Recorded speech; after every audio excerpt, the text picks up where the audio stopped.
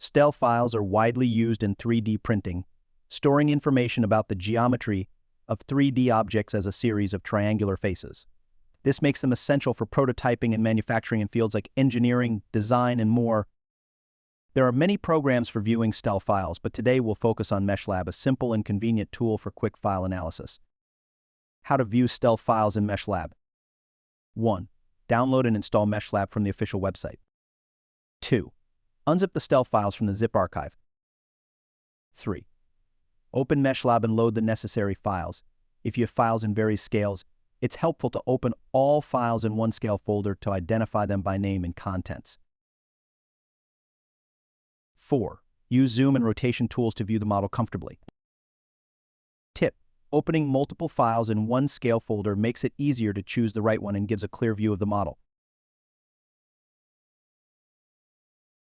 Thanks for watching. Like and subscribe for more helpful reviews.